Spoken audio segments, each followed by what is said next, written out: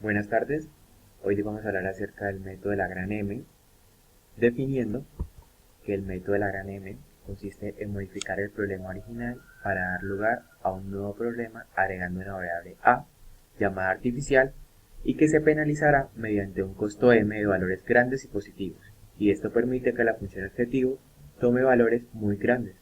Cuando A salga de la base en ese momento, A igual a 0, y esto indica haber regresado al problema original. Pero si se llega a A mayor que 0, entonces el problema no tendrá solución. Tendremos nuestro primer ejemplo, que es un ejemplo de minimización de la función objetivo, que es igual a 2x1 más x2 más 3x3, sujeto a 3x1 más x2 más 2x3 menor o igual a 10. La segunda restricción siendo 3x1 menos 2x2 más 3x3 mayor o igual a 6. La tercera, 2x1 más 3x2 menos x3 menor o igual a 9. Por último, x1 más x2 más 2x3 igual a 7, sabiendo que todos los valores que toma ahí son mayores o igual a 0.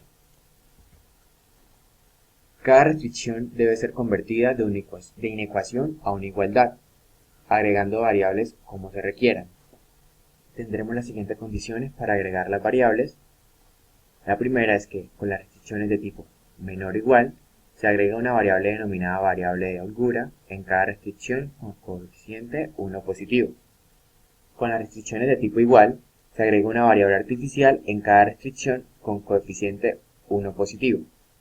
Con las restricciones de mayor o igual se agrega una variable de holgura en cada restricción con coeficiente 1 negativo y es necesario adicionar una variable comodín llamada variable artificial con coeficiente 1 positivo. Visto anteriormente tenemos nuestras restricciones, siendo la primera 3x1 más x2 más 2x3 menor o igual a 10. De acuerdo a las condiciones, sabemos que en este caso se le debe agregar una variable denominada variable de holgura. En esta restricción se ha agregado la variable S1, que sería nuestra variable de holgura.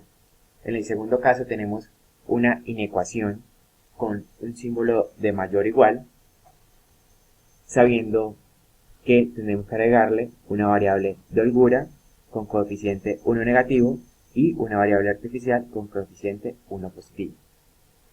Nuestra tercera restricción tiene un símbolo de menor o igual, en este caso debemos agregarle una variable de holgura. Por último tenemos una inecuación con un símbolo igual, de acuerdo a las condiciones. Cuando las restricciones son de tipo igual, se debe agregar una variable artificial con coeficiente 1 positivo. En este caso, nuestra variable es denominada A2. Siguiendo, tenemos que definir las variables que vamos a ingresar en nuestra columna base. Para dar solución a las demás variables, las llamamos no básicas y se toman con valor 0. En la primera iteración, la regla para escoger las variables que están es la siguiente. Si hay variables de decisión y de holgura, se toma la de holgura. Si hay variables de decisión artificiales, se toma la variable artificial. Si hay variables de decisión de holgura y artificiales, se toma la variable artificial. En nuestra primera restricción tenemos una variable de decisión y una variable de holgura. En este caso se toma la variable de holgura. En la segunda tenemos de decisión, de holgura y artificial. Como lo dijimos anteriormente, en este caso se debe coger la variable artificial. Seguidamente tenemos una restricción con una variable de decisión y una variable de holgura. Aquí tomamos la variable de holgura. Por último tenemos una restricción con una variable de decisión y una variable artificial. En este caso tomamos la variable artificial.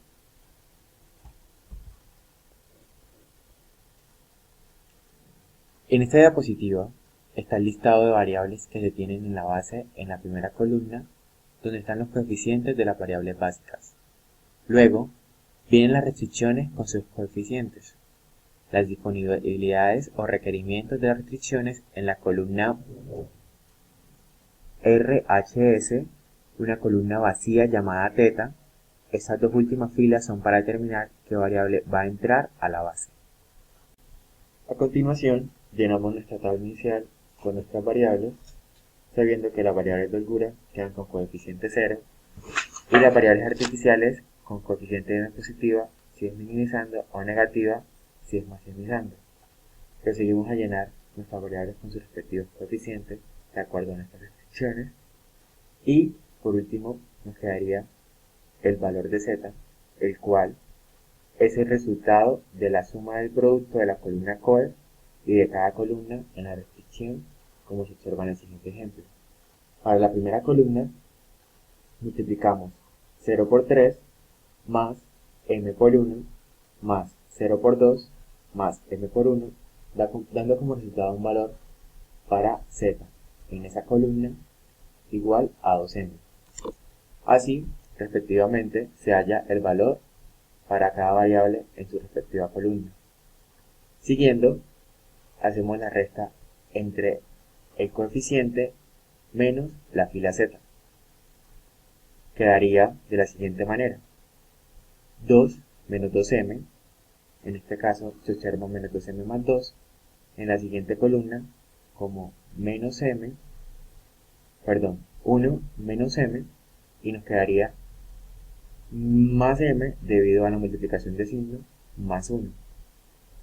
Y así se halla el valor de las siguientes columnas. En este caso, para escoger nuestra columna pivote, tomamos el valor más negativo. Cuando este valor no es muy fácil de diferenciar, se le asigna un valor a m muy grande, de tal manera de que podemos diferenciarlo y así poder escoger nuestra columna pivote. Ya escogiendo nuestra columna pivote, que es la que tiene el valor de menos 5m más 3, tendremos que hallar nuestra fila pivote dividiendo los valores, los coeficientes de esta variable, de esta columna, en la columna RHS.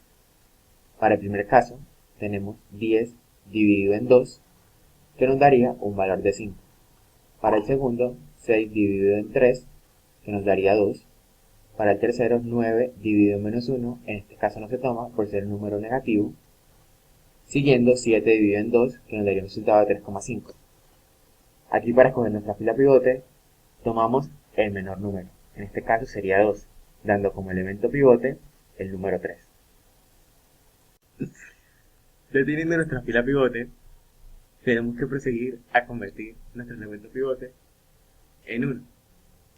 Para esto, tenemos que dividir todos los elementos de la fila pivote en 3, dando como resultado para la primera columna 0,33, seguidamente menos 0,67, el nuevo valor que toma nuestro elemento pivote, que es igual a 1, 0, menos 0,33, 0, 0,33, 0 y 2. Para nuestra primera restricción, el elemento que aparece arriba de nuestro elemento pivote es igual a 2. Para esto, tenemos que multiplicar nuestra fila pivote por menos 2, de tal manera que para nuestra nueva restricción, este elemento sea igual a 0. Ya convirtiendo este elemento en 0, hallamos el valor de las demás columnas, dando la primera 2,3, seguidamente 2,3, 0, que es el nuevo valor que toma nuestro elemento que está encima de nuestro elemento pivote, 1, 0,67, 0, menos 0,67, 0 y 6.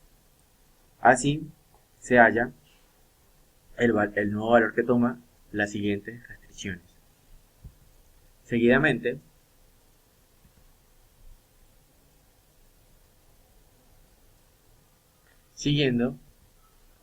vamos a reemplazar nuestros nuevos valores en nuestra tabla, sabiendo que la variable que entra es nuestra variable x3, que tiene un valor de coeficiente igual a 0. Reemplazando estos valores, hallamos los valores que toma nuestra fila z, como lo dijimos anteriormente, en la suma del producto entre los coeficientes y el elemento de cada variable. Para hallar nuestro primer valor, multiplicamos 0,0 por 2,33, más 3 por 0,33, más 0 por 2,33, más m por 0,33, dando como resultado 0,33m más 1. Así, hallamos los valores que toman las siguientes columnas. Cuando ya tenemos estos valores de la fila z, proseguimos a hacer la resta entre los elementos de la fila de coeficiente de nuestra función objetivo y los elementos de nuestra fila z, dando como resultado la primera resta, que sería 2 menos 0,33m más 1, dando como consecuencia un resultado de menos 0,33m más 1. En la segunda columna, dando como resultado menos 2,33m más 3, sabiendo que aquí tenemos que restar 1 menos 2,33m menos 2. Así, hallamos el valor de las siguientes columnas. Ya teniendo esos valores, escogemos el valor menor, que sería menos 2,33m más 3, y luego procedemos a hallar nuestra fila pivote, que sería dividiendo los valores de esta columna en nuestra columna RHS. Siguiendo, sería 6 sobre 2,33, dando como resultado 2,57, 2 dividido en menos 0,67, pero como este número es negativo, no se tiene en cuenta. 11 dividido en 2,33, dando como resultado 4,71, y 3 dividido en 2,33, dando como resultado 1,29. Este valor es el menor. En este caso, este denominará nuestra fila pivote, dando como elemento pivote 2,33. Ahora proseguimos a convertir este elemento pivote en 1. Para esto, tendríamos que dividir nuestra nueva fila pivote en 2,33, dando como resultado 0,14, 1, 0, 0, 0,29, 0, menos 0,29, 0,43 y 1,3. Como explicamos anteriormente, ya sabemos el método para hallar los valores que toman nuestras restricciones.